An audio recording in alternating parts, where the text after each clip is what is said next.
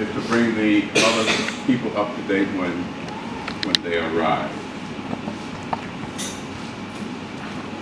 So, this session is brought to you by Alistair and I. And what we are going to be doing is talking about assessment.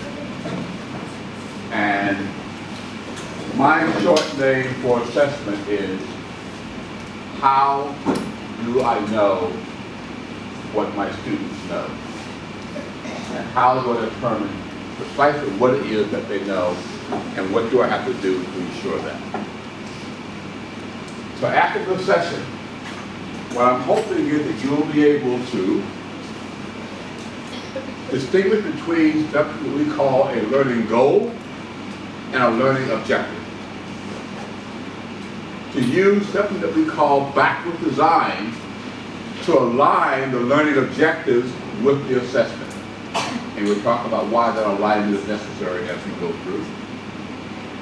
To distinguish between summative and formative assessments and the role that each plays.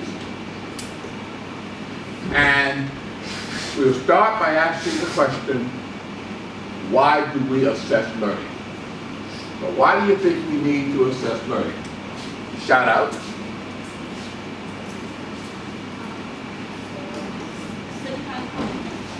To define competence. Certifying competence. Certifying competence. And what do you mean by that? So I say in licensing exam, you need to have a certain competence that will be more in practice. Okay. That will be the final assessment. Okay, all right. Okay. What about for our classroom? Let's go to table 4. Why do we assess learning?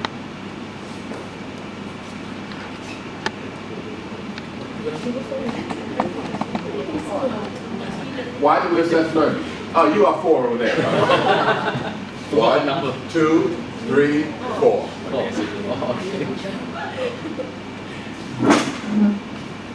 Would you rather have 1? No, we'll do 4. Okay, all right. Go ahead. To see, probably still the same answer. I mean, see how much they understand. Okay. See how what they understand. And what do you mean by understand?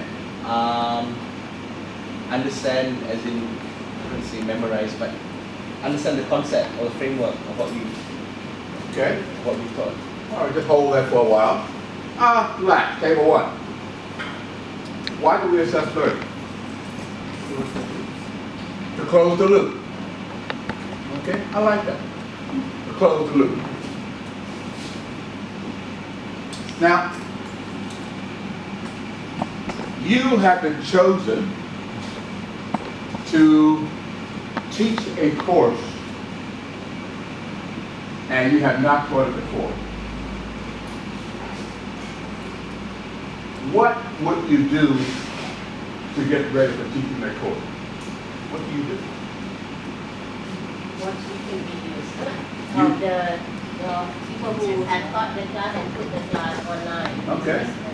Okay. That's what I normally get. Watch a YouTube video, see what other people have done. Anybody else? If it is course performer, what we should teach. Okay. To make sure that we teach the student so that they can learn at the end of the class, understand, and also to help them, to assist them to understand the course. Okay. Now, you're all being very theoretical. But what I want to know is that, what do you do when you first get the message that you have to teach a course? What's the first thing you do? After you stop panicking. What do you do? What kind of brand is, what do I want the person to achieve at the end of this hour? Okay, very good. What do I want the person to achieve at the end of the course? What do you do? Understand the content first. Say again? Understand the content. Understand the content of the course. How do you do that? Well, I have to look for information somewhere. Okay, all right. What do you do? The background of the students to be taught. Look at the background of the students to be taught. Okay. Well, let me tell you what I typically get. The first thing I do is I find the right textbook that I want to teach out of. I'm a physicist. I talk to my colleagues about textbooks that they have used before and what they think of a good textbook. And then pick it up, flip through it, and decide which chapters am I going to do. Okay? How much of this term am I going to try to get through in that semester? And then once I get that done, then step back and say, and what will each class look like? What do I want to teach in lesson 1, 2, 3, 4, 5, 6, 7, 8? Then I start teaching. And then somewhere along the line, I say, oh my God, I've got to put it out here. Let me sit down and write this thing. Then, course goes on for a little while, and I look up, and the end of the term is coming up. I've got to, and I always argue that the only thing you have to do at a university is to turn grades in. That's far-fetched. But, you know, if you don't turn grades in, people come looking for you. And so you decide you've got to turn grades in, so you then write a final examination, and you do.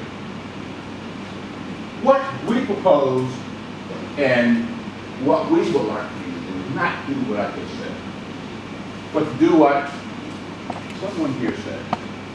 The first thing you're going to be doing is to decide what are the general goals that you want your students to understand.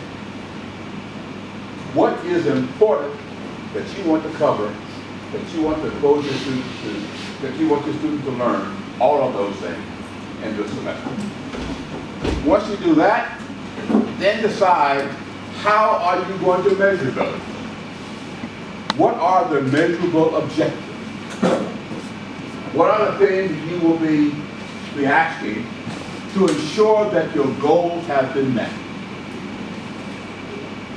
And then you look at your summative assessment.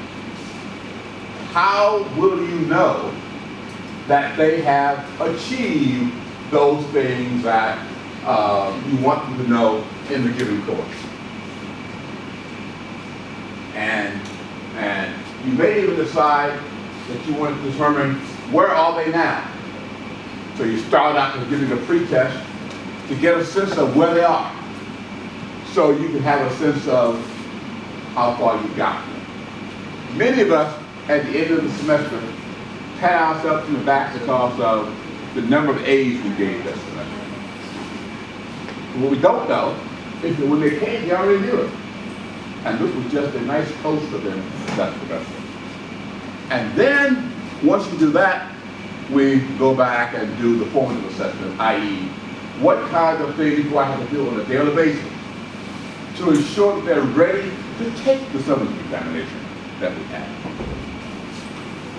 Now, the two things that I start are the general goals and the measurable objectives.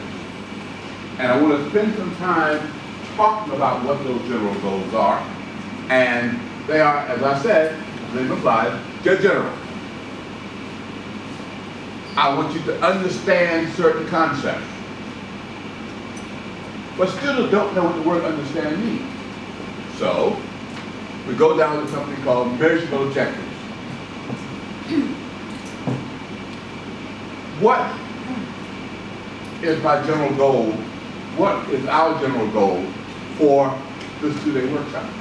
One, to understand the important concept of responsible conduct of research experience. That's the general goal that we have. Another general goal is to appreciate the potential of dual-use technology to be harmful, to be used for harmful purposes. That's the general goal. To learn new techniques, new teaching techniques, to deliver content about responsible conduct in science.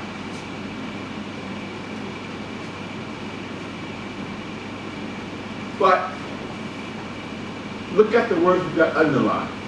Understand, appreciate, and learn. What do those words mean? Okay? They're very difficult to measure. Your students will tell you that they understand a concept. We can't do a thing with it. Because that's a vague word. If you want to be able to measure, goals are generally not measurable. They are grand places where we want to try to get. Objectives are measurable. Use. If I say I want you to be able to use something, both you understand and your student understand precisely what you want to do. Graph. We can all graph something, and we know what it means when I say be able to graph. We know what it means when it says to be able to design something. Take certain criteria and design. So let's take a look at an example. Understand the important concept of responsible conduct of scientists. So what follows that? The measurable objective. Recognize ethical issues that arise within the contemporary scientific enterprise. So, what do I mean by the word recognize? If I have a whole list of things that can happen, you can pick those that what? That are germane. To analyze case studies. To be given a broad case study and look at it and do what? Pull out the important issues. So, what is the purpose of your objective? Your objectives are roadmaps that tell your students what you want them to know. But it also tells you what you have to do to get them where you want them to be. Now, I want you to think, pair, share. We have provided learning objectives for all the institute sessions. What does this do for the learning process? So turn to your neighbor, and the model something called think, pair, share, where you think where you have a conversation with the person closest to you. Think alone for about 30 seconds as to what you think providing goals and objectives do for the learning process. So after you think about it, so you have something to say, then talk to your neighbor for 1 minute about what it is you thought and you had to say. And then we're going to share your ideas with the entire room. And this whole process is going to take us about 4 minutes. Go ahead and think. Stop. We have the learning